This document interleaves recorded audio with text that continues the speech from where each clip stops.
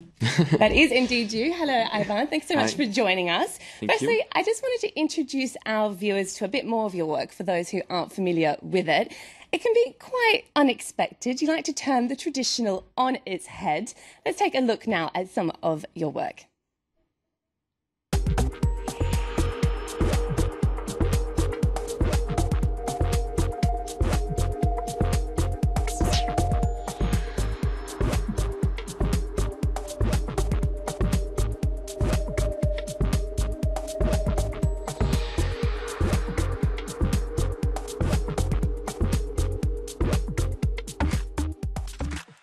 There you go, a bit of a taster there for our viewers. All of that, as I said, is on show at the prestigious Gallery Penchant here in Paris at the moment.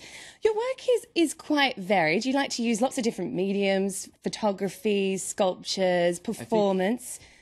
I think art, must be like, for me, it's a tool to explore many things. So I try to don't get enclosed into my own work. So that's why I try different things. Okay, but is there a common theme for in this exhibition, for example? You've called it strengthlessness. Yeah. Is there a common link between the works? Yeah, well, I tried, and most of the works deal with symbols or images of power and how power represents itself, how power is shown in the city, is shown in the public space. So I try to negotiate with these big images of power, of authority, like the obelisk. So I try to just modify it, make it like softer in a way. So there is this game, this sort of like small fight against these images of power that sometimes you can actually, you don't have decisions on it. You cannot like make anything as a normal citizen against like these images. You mentioned there commentary on power and history. You seem to use humour a lot in your work to make satirical comments about these things.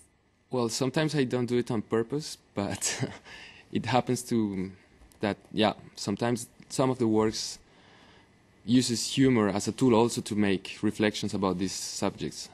It's also because, like, I think in Colombia, where I grew up, like, we use a lot of humor to deal with the situation, which is very hard.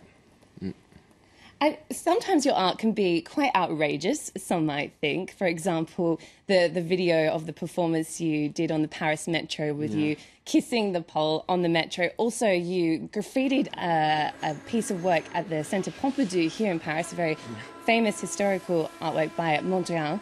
Are you out to shock people?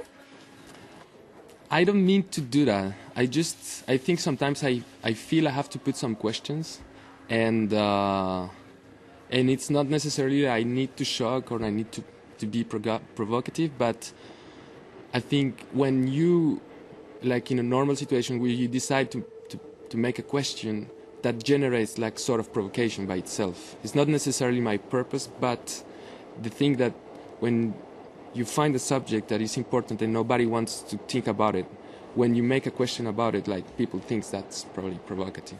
How did people react, for example, when you did this? Well, when I did it, it was very weird because actually nobody cares. Like, as you probably can see, they don't seem to be taking much notice of you, do they? They don't. They're like negligent. They don't care that much about other people, and it's also about that. Like, most of the works in a period of time were about that. Were about like how, like, we as strangers deal with other strangers, and how are we close or not to other people in the city. And you mentioned before that you like to modify historical monuments. For example, you've done a series of works with horses with their riders missing. When I raised some.